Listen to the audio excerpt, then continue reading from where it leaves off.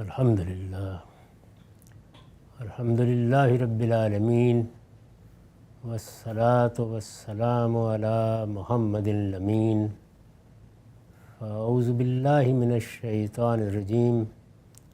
بسم اللہ الرحمن الرحیم۔ خواتین و حضرات، ہم سورہ یونس کی آیت 47 کا مطالعہ کر رہے ہیں۔ یہ آیت اس لحاظ سے قرآن مجید کی اہم ترین آیات میں سے ہے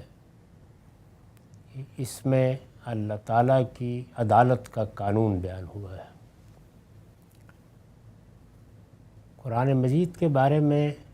یہ بات تو بارہا بیان ہو چکی ہے کہ وہ اپنے مضمون کے لحاظ سے ایک پیغمبر کی سرگزشت انذار ہے، لہٰذا اصلاً ہر جگہ اور ہر مقام پر اسی قانون کا بیان ہے، لیکن یہاں اسے لفظی لحاظ سے قانون کے طور پر بیان کیا گیا ہے۔ اس کا ترجمہ ہم کر چکے ہیں، ایک مرتبہ پھر سن لیجئے۔ وَلِكُلِّ أُمَّةٍ رَسُولٌ فَإِذَا جَاءَ رَسُولُهُمْ قُضِيَ بَيْنَهُمْ بِالْقِسْطِ وَهُمْ لَا يُظْلَمُونَ۔ ہر قوم کے لیے ایک رسول ہے، پھر جب ان کا رسول آ جاتا ہے تو ان کے درمیان انصاف کے ساتھ فیصلہ کر دیا جاتا ہے اور ان پر کوئی ظلم نہیں کیا جاتا۔ یہ ظاہر ہے کہ ان قوموں کا ذکر ہے جو زیادہ تر سیدنا ابراہیم علیہ السلام سے پہلے آئیں یا اس زمانے میں تھیں جب ابھی بنی اسرائیل کا استعفیٰ نہیں ہوا تھا۔ اس میں یہی قانون، یہی قاعدہ روب عمل رہا، اور اللہ تعالیٰ جب یہ قومیں جرائم کا ارتکاب کرتی تھیں تو اگر یہ فیصلہ کر لیتے کہ ان کو دنیا ہی میں سزا دینی ہے اور ان کے لیے دنیا ہی میں خدا کی عدالت کا ظہور ہونا ہے، تو پھر ان کی طرف رسولوں کو مبعوث کر دیتے تھے۔ نبی اور رسول کے بارے میں یہ بات تو قرآن نے واضح کر دی ہے کہ یہ الگ الگ اصطلاحات بھی ہیں اور ایک ہی منصب کے حاملین کے لیے استعمال ہونے والے دو مترادف الفاظ بھی۔ نبیوں کو رسول کہہ لیا جاتا ہے، رسولوں کو نبی کہہ لیا جاتا ہے، لیکن بعض مقامات پر یہ اپنے اصطلاحی مفہوم میں استعمال ہوئے ہیں۔ زبان کا یہ قاعدہ بھی ہمیشہ ذہن میں رکھنا چاہیے کہ اس میں الفاظ اگر اپنا ایک لغوی مفہوم رکھتے ہیں اور وہ اس میں کسی اصطلاحی مفہوم میں جانے سے پہلے مستعمل تھے تو وہ لغوی مفہوم باطل نہیں ہو جاتا، وہ اس میں استعمال ہوتے رہتے ہیں۔ اسی طرح جب وہ اصطلاح بن جاتے ہیں تو ہم جس طرح لفظوں میں انتخاب کرتے ہیں کہ یہاں یہ لفظ کس معنی میں استعمال ہوا ہے، اگر اس کے متعدد معنی ہوں تو ان کے بارے میں بھی سیاق و سباق سے فیصلہ کرتے ہیں کہ یہاں یہ لفظ اپنے لغوی مفہوم میں استعمال ہوا ہے، یہاں عمومی مفہوم میں استعمال ہو گیا ہے، اور یہاں یہ اپنے اصطلاحی مفہوم میں آیا ہے، جیسے کہ لفظ صلاۃ ہے، قرآن مجید میں ان سب پہلوؤں سے استعمال ہوا ہے۔ اس آیت سے متعلق جو حاشیہ میں نے لکھا ہے اس کا کچھ حصہ پڑھا گیا تھا، اس کو بھی میں دہرا دیتا ہوں۔ یہ اسی قانون کا بیان ہے جس کی وضاحت ہم جگہ جگہ کر چکے ہیں کہ نبوت اور رسالت کو ذریت ابراہیم کے لیے خاص کر دینے سے پہلے دنیا کی تمام قوموں پر خود انہی کے رسولوں کے ذریعے سے اتمام حجت کیا گیا۔ یعنی اللہ تعالیٰ نے قوموں کو انتخاب کیا، پھر جس قوم کی طرف چاہا اپنا ایک رسول بھیجا، پھر اس رسول کے ذریعے سے جب حجت پوری ہو گئی تو پھر دنیا میں ان کو سزا دی گئی۔ اس کا یہ مطلب نہیں تھا کہ آخرت کی سزا سے ان کو استثناء حاصل ہو گیا ہے، بلکہ وہ سزا جو لوگوں کو قیامت میں ملنی ہے ان کے لیے اس کی ابتدا اسی دنیا سے ہو گئی۔ اسی کو قرآن مجید نے آل فرعون کے معاملے میں واضح کیا ہے کہ وہ لوگ جو اس طرح رسولوں کے مقابلے میں سرکشی اختیار کر لیتے اور ان کو جھٹلا دیتے ہیں، ان کو دنیا میں بھی سزا ملتی ہے، وہ برزخ میں بھی ایک طرح کے عذاب میں مبتلا رہتے ہیں، اور جب وہ برزخ کی نیند سے اٹھائے جائیں گے تو قیامت میں پھر الی اشد العذاب، ان کو سخت ترین عذاب کی طرف دھکیل دیا جائے گا۔ تو یہ اسی قانون کا بیان ہے۔ قرآن میں اس کی تفصیلات سے معلوم ہوتا ہے کہ یہ رسول اپنے مخاطبین کے لیے خدا کی عدالت بن کر آئے، یعنی رسولوں کے جو فرائض منصبی قرآن میں بیان ہوئے ہیں وہ دو ہی ہیں۔ ایک یہ کہ جو ہدایت انہیں دی جاتی ہے وہ اس ہدایت کو اتمام تک پہنچا دیں، ہر لحاظ سے لوگوں تک واضح کر دیں، وہ بلاغ مبین کے لیے مامور ہوتے ہیں، صاف صاف طریقے سے بے کم و کاست اس ہدایت کا ابلاغ کر دینا۔ اسی کو کہا ہے رسالت باب صلی اللہ علیہ وسلم کے معاملے میں کہ یہ آپ کی ذمہ داری ہے، اگر آپ نے اس کو پورا نہیں کیا فما بلغت رسالت ہو، تو یہ گویا پیغمبری کے جس منصب پر آپ کو فائز کیا گیا ہے اس میں کوتاہی ہوگی، اور یہ بھی اس کے ساتھ واضح کر دیا گیا ہے کہ اس منصب کی ذمہ داریوں کو ادا کرتے ہوئے اگر ادنیٰ درجے میں بھی کسی چیز کا اخفاء ہوگا یا کسی میں کوئی ترمیم ہوگی یا اپنی طرف سے کوئی بات کہی جائے گی معاذ اللہ، تو اس کا نتیجہ یہ نکلے گا کہ وَلَوْ تَقَبَّلَ عَلَيْنَا بَعْضَ الْأَقَاوِيلِ لَأَخَذْنَا مِنْهُ بِالْيَمِينِ ثُمَّ لَقَطَعْنَا مِنْهُ الْوَتِينَ، شرک کاٹ دی جائے گی، اسی دنیا میں سزا دی جائے گی۔ اللہ تعالیٰ نے ایک ذمہ داری یہ دی ہے۔ دوسری یہ کہ جو لوگ اس منصب پر فائز ہوتے ہیں وہ خدا کی عدالت بنا کر بھیجے جاتے ہیں۔ عدالت بنا کر بھیجنے کا مطلب یہ ہے کہ ان کے اپنے براہ راست مخاطبین کے لیے ایک الگ ذمہ داری ہے، اور اس ذمہ داری کے تقاضے سے انہیں بہت سے کام کرنے ہوتے ہیں۔ انہی کو ہم اس طرح بیان کرتے ہیں کہ وہ انذار کرتے ہیں، انذار عام کرتے ہیں، اس کے بعد ہجرت و برات کے مراحل آتے ہیں، پھر اس کے بعد انہیں حکم دیا جاتا ہے کہ اب اقدام کریں، یہ اقدام ان کے ذریعے سے ہو تو ایک اور ذمہ داری ان پر آ جاتی ہے، ورنہ اللہ تعالیٰ کے فرشتے سزا دے دیتے ہیں۔ تو یہ سب اس دوسری ذمہ داری کے تقاضے ہیں، یعنی خدا کی عدالت بن کر آتے ہیں۔ قرآن نے بتایا ہے کہ رسولوں کی دعوت میں یہ فیصلہ، یعنی یہ جو عدالت بن کے آتے ہیں اس کا جو فیصلہ صادر ہوتا ہے، یہ فیصلہ انذار عام، اتمام حجت اور ہجرت و براہت کے مراحل سے گزر کر صادر ہوتا، اور اس طرح صادر ہوتا ہے کہ آسمان کی عدالت زمین پر قائم ہوتی، خدا کی دینونت کا ظہور ہوتا۔ دینونت جزا و سزا، وہ جزا و سزا جس کا ظہور پوری دنیا کے لیے قیامت میں ہوگا، وہی عدالت، وہی دینونت، وہی جزا و سزا یہاں ظاہر ہو جاتی ہے، اور رسول کے مخاطبین کے لیے قیامت صغریٰ برپا ہو جاتی ہے۔ ایک قیامت جو اس وقت برپا ہوگی جب زمین و آسمان ایک نئے زمین و آسمان میں بدل دیے جائیں گے، وہ قیامت کبریٰ ہے، بڑی قیامت ہے، اور یہ قیامت صغریٰ ہے، وہ پورے عالم کے لیے، اس پوری کائنات کے لیے، یہ جب سے بنی ہے، جب سے انسان یہاں آئے ہیں، سب کے لیے ہوگی، اور یہ ان قوموں کے لیے ہوتی ہے جن کی طرف رسولوں کی بعثت ہوتی ہے۔ اس دعوت کی جو تاریخ قرآن میں بیان ہوئی ہے، یعنی یہ جو رسولوں کی دعوت ہے، اس کی جو تاریخ قرآن میں بیان ہوئی ہے، اس سے معلوم ہوتا ہے کہ اس موقع پر بالعموم دو ہی صورتیں پیش آتی ہیں، یعنی بالعموم جو ہمارا مطالعہ ہے، اللہ تعالیٰ کے ہاں کوئی اور بھی صورتیں پیش آئی ہوں تو اس سے انکار کی کوئی وجہ نہیں ہے، بالعموم دو ہی صورتیں پیش آتی ہیں۔ ایک یہ کہ پیغمبر کے ساتھی بھی تعداد میں کم ہوتے ہیں اور اسے کوئی دارالہجرت بھی میسر نہیں آتا، جیسے کہ ہم نے نوح علیہ السلام کے بارے میں دیکھا کہ بس اتنے ہی لوگ تھے جو ایک کشتی میں سوار ہو جائیں۔ اسی طرح کا معاملہ حضرت صالح،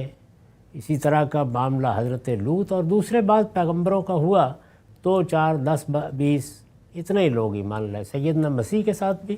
اگرچہ بہت لوگ ان کی عقیدت محبت میں باہر نکلے،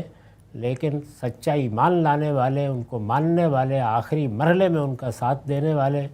10 20 سے زیادہ لوگ نہیں تھے۔ دوسرے یہ کہ وہ معتدب تعداد میں اپنے ساتھیوں کو لے کر نکلتا ہے، اور اس کے نکلنے سے پہلے ہی اللہ تعالیٰ کسی سرزمین میں اس کے لیے آزادی اور تمکن کے ساتھ رہنے بسنے کا سامان کر دیتا ہے۔ یہ معاملہ سیدنا موسیٰ علیہ السلام کے ساتھ ہوا، ان کی پوری قوم ایمان لے آئی۔ سیدنا یونس کے ساتھ ہوا، ان کی بھی پوری قوم ایمان لے آئی۔ سیدنا یونس کی تو قوم ایمان لے آئی، بادشاہ بھی ایمان لے آیا، اس لیے کہیں نکلنے کا کوئی سوال نہیں تھا۔ لیکن موسیٰ علیہ السلام کی قوم کو اس کے بعد ہجرت کرنا تھی اور وہاں سے نکلے، اور جب وہ نکلے تو اس کے بعد فرعون اور اس کے سرداروں پر اللہ کا عذاب ٹوٹ پڑا۔ رسالت مآب صلی اللہ علیہ وسلم کے سلسلے میں یہ معاملہ جس طرح ہوا اس کی تاریخ سے ہم سب واقف ہیں کہ آپ کو ام القریٰ مکہ کو چھوڑنا پڑا، یثرب میں آپ کو ایک دارالہجرت میسر آیا، پھر صحابہ بتدریج ہجرت کر کے وہاں پہنچتے رہے، وہاں ان کی تنظیم ہوئی، اور پھر اللہ تعالیٰ نے انہی پر یہ ذمہ داری ڈال دی کہ اب جو سزا مجھے دینی ہے وہ تمہارے ہاتھوں سے دی جائے گی۔ پہلی صورت میں یعنی جب ساتھی زیادہ تعداد میں نہیں ہیں، 2 ہیں 4 ہیں، پہلی صورت میں رسول کے قوم کو چھوڑ دینے کے بعد عام اس سے کہ وہ اس کی وفات کی صورت میں ہو یا ہجرت کی صورت میں، دونوں ہی صورتیں قرآن نے بیان کر دی ہیں، اور یہ بتا دیا ہے کہ اما نرین کا بعد کلذی وعدہ او نتوفین، یعنی یا تو ہم وہ سب یہیں دکھا دیں گے جس کا ہم ان کو وعدہ سنا رہے ہیں، جس کی وعید ہم انہیں سنا رہے ہیں، اور یا یہ ہے کہ پھر آپ کو وفات دیں گے اور اس کے بعد ان سے نمٹیں گے۔ عام اس سے کہ وہ اس کی وفات کی صورت میں ہو یا ہجرت کی صورت میں، یہ فیصلہ اس طرح صادر ہوتا ہے کہ آسمان کی فوجیں نازل ہوتی، صاف و حاسب کا طوفان اٹھتا، اور ابر و باد کے لشکر قوم پر اس طرح حملہ آور ہو جاتے ہیں کہ رسول کے مخالفین میں سے کوئی بھی زمین پر باقی نہیں رہتا۔ جس طرح کہ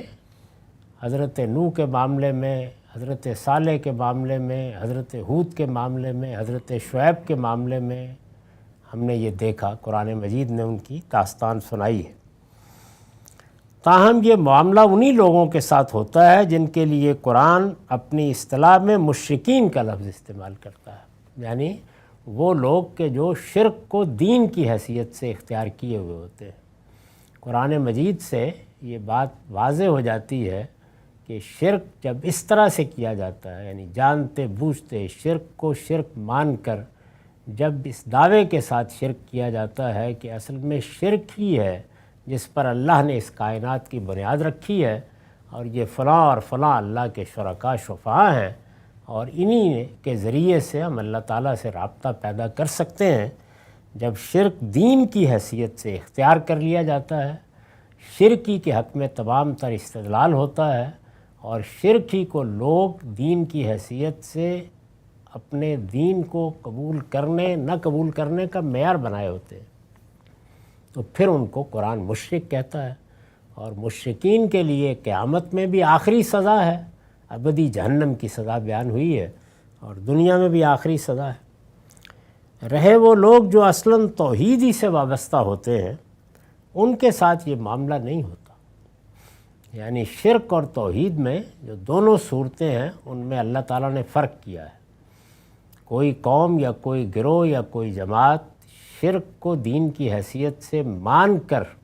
اپنے دین کے طور پر پیش کر رہی ہے، اس کا معاملہ الگ ہے۔ یہ تو قرآن کہتا ہے کہ سنگین ترین جرم ہے، اللہ پر ایک افتراء ہے، یہ اللہ تعالیٰ سے بغاوت ہے، یہ اس کے مقابلے میں استکبار ہے۔ اور دوسرے یہ کہ کوئی قوم، کوئی فرد یا کوئی گروہ اللہ ہی کو تنہا مانتا ہے، توحید ہی کا اقرار کرتا ہے، توحید کو اپنا دین سمجھتا ہے، لیکن کوئی ایسا عقیدہ اختیار کر لیتا ہے کہ ذرا غور کے ساتھ دیکھا جائے، تفاحص سے کام لیا جائے تو معلوم ہوتا ہے کہ یہ تو شرک ہے۔ اور اس کی جو بڑی بڑی مثالیں ہیں وہ قرآن مجید نے بیان کر دی ہیں، خاص طور پر نصارہ نے جس شرک کو اختیار کیا، یہ تعویل کا شرک ہے، یعنی آدمی نے شرک اختیار کیا ہے لیکن وہ میرے نزدیک شرک ہے، وہ اس کو نہیں مانتا، آپ کے نزدیک شرک ہے، میں اس کو نہیں مانتا۔ تو یہ جب صورت پیدا ہو جاتی ہے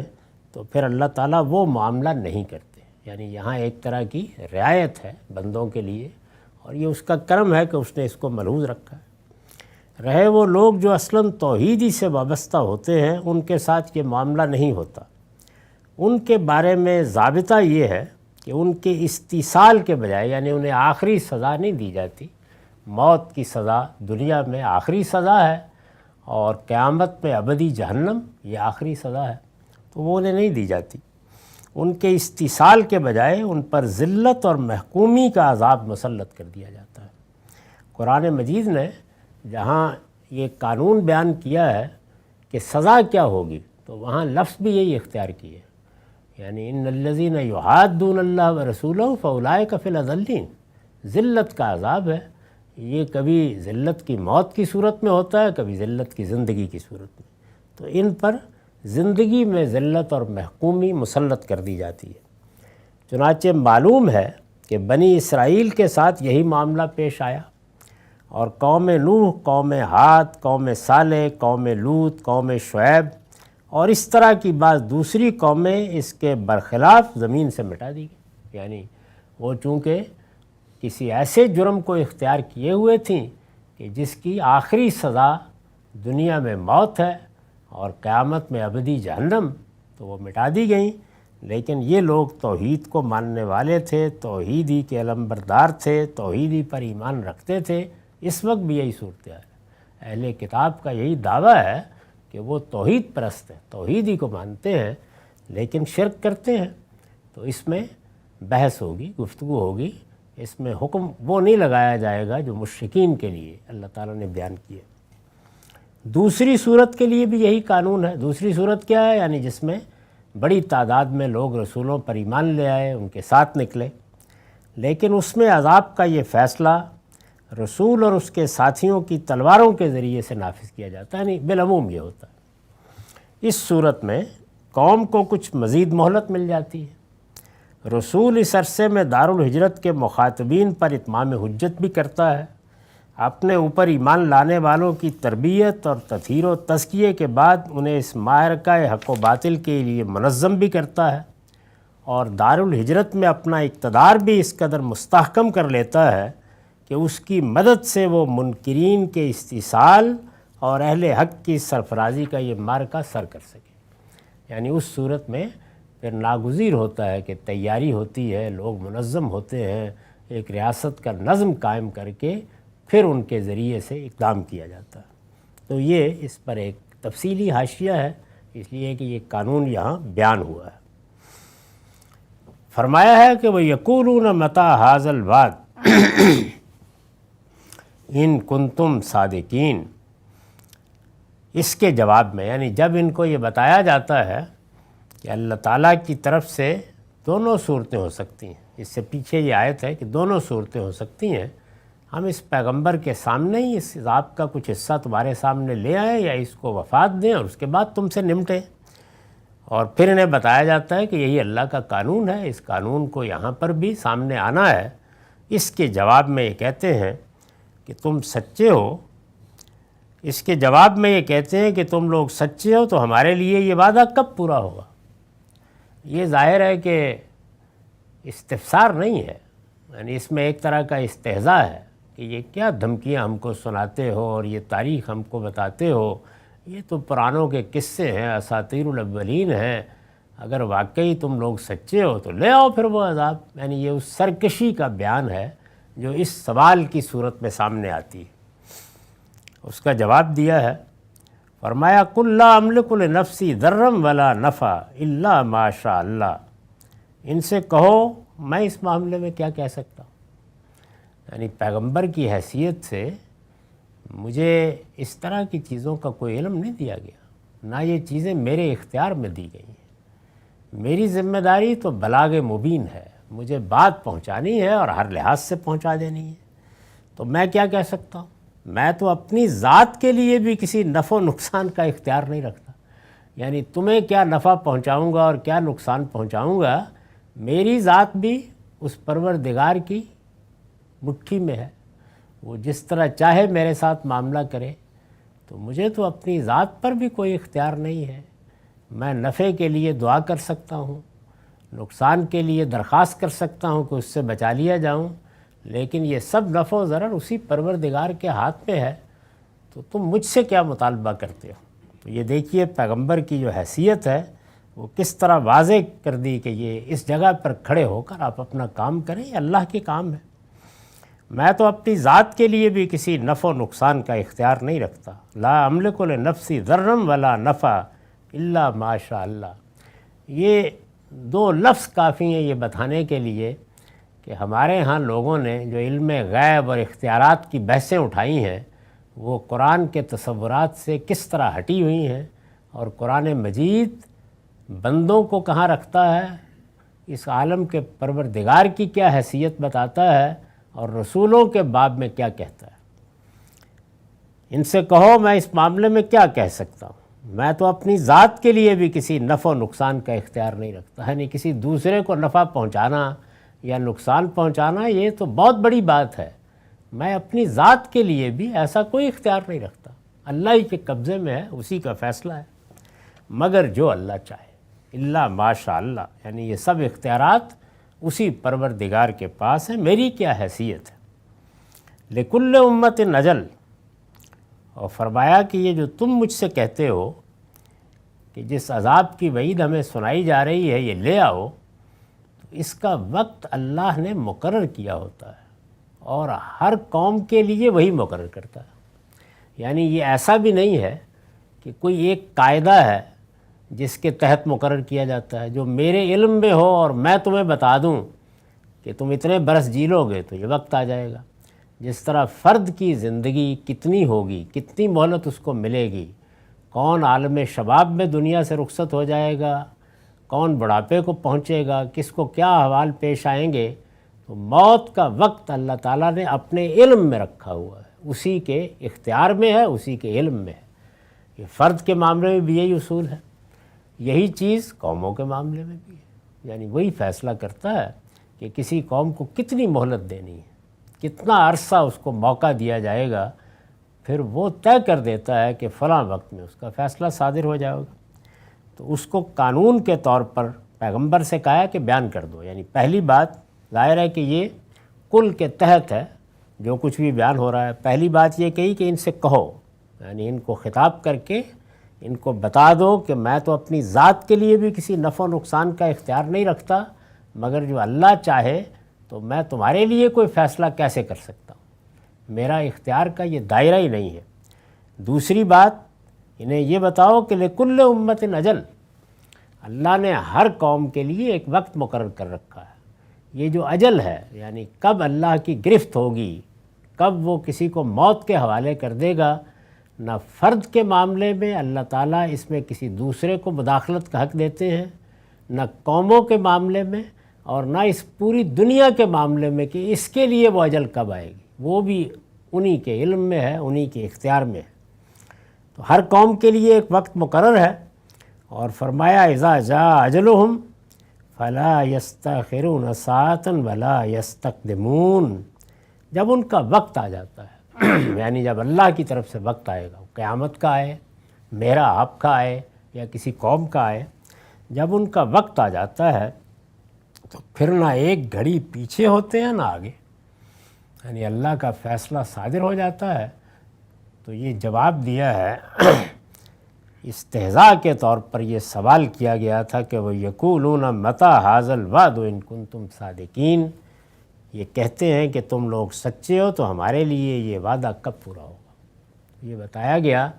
کہ یہ تو اللہ ہی جانتا ہے، اس کا وقت بھی اسی نے مقرر کیا ہوا ہے، اور جو وقت اس نے مقرر کیا ہوا ہے اسے نہ تم ٹال سکتے نہ میں ٹال سکتا۔ میرے اندر شدید خواہش پیدا ہو جائے کہ وہ کل آ جائے تو میں اسے لا نہیں سکتا، نہ ایک گھڑی وہ وقت پیچھے ہو سکتا ہے نہ آگے ہو سکتا ہے۔ یہ آیت کس محل میں ہے؟ میرے اور تمہارے کہنے سے، یعنی اللہ نے جو مقرر کیا ہے وہ جو چاہے کرے، وہ تو بتا دیا کہ الا ما شاء اللہ، لیکن یہ کہ جو وقت اللہ نے مقرر کیا ہے اس میں میرا یا تمہارا یا کسی اور کا، کسی فرشتے کا، کسی جن کا کوئی اختیار نہیں، وہ سب معاملہ اسی کے ہاتھ میں ہے۔ یہ مضمون قرآن مجید نے جگہ جگہ بیان کیا ہے، اور یہ بتا دیا ہے کہ انسانوں کے ہاتھ میں ان میں سے کوئی چیز بھی نہیں دی گئی، کسی درجے میں بھی نہیں دی گئی، کسی مخلوق کے ہاتھ میں بھی نہیں دی گئی۔ فرشتے بھی اس معاملے میں اللہ کے فیصلے ہی کا انتظار کرتے ہیں، نہ کسی شخص کی موت کا معاملہ، نہ قوموں کی اجل کا معاملہ، اور نہ قیامت کا معاملہ۔ بڑی وضاحت کے ساتھ بتا دیا ہے کہ یہ سب اللہ ہی کے علم میں ہے اور اسی کے اختیار میں۔ اس کے ہاں ہر قوم کے لیے ایک وقت مقرر ہے، جب ان کا وقت آ جاتا ہے تو پھر نہ ایک گھڑی پیچھے ہوتے ہیں نہ آگے۔ قل ارأیتم ان اتاکم عذابہ بیاتن او نہارن ماذا یستعجل منہ المجرمون۔ ان سے کہو، یعنی یہ بتایا ہے کہ تم تو یہ کہتے ہو نا کہ یہ لے آؤ اور یہ کب آئے گا، یہ بحث کی چیز نہیں ہے، وہ تو اللہ نے وقت مقرر کیا ہے، جب وہ لانا چاہے گا لے آئے گا۔ ان سے کہو یہ بتاؤ کہ اگر اس کا عذاب تم پر رات یا دن میں کسی وقت آ پڑے تو کیا کر لو؟ یعنی تمہارے سوچنے کی چیز تو یہ ہونی چاہیے تھی کہ جب وہ آ جائے گا، تو فیصلہ صادر ہو جائے گا، تو پھر کیا کوئی بچنے کی راہ ہے؟ کوئی تدبیر سوچ رکھی ہے؟ کوئی خندق کھود رکھی ہے؟ کوئی حصار بنا رکھا ہے؟ کوئی آسمان کے راستے میں رکاوٹ حائل کر رکھی ہوئی ہے؟ وہ کیا چیز ہے؟ یعنی اس کے سامنے پڑے ہوئے ہو تم، وہ جس وقت فیصلہ سنائے گا کوئی اس کو ٹال نہیں سکے گا۔ تو یہ بتاؤ کہ کر کیا لوگے اس وقت؟ قل ارأیتم ان اتاکم عذابہ بیاتن و نہارا، یعنی اس کا وقت تو مقرر نہیں ہے،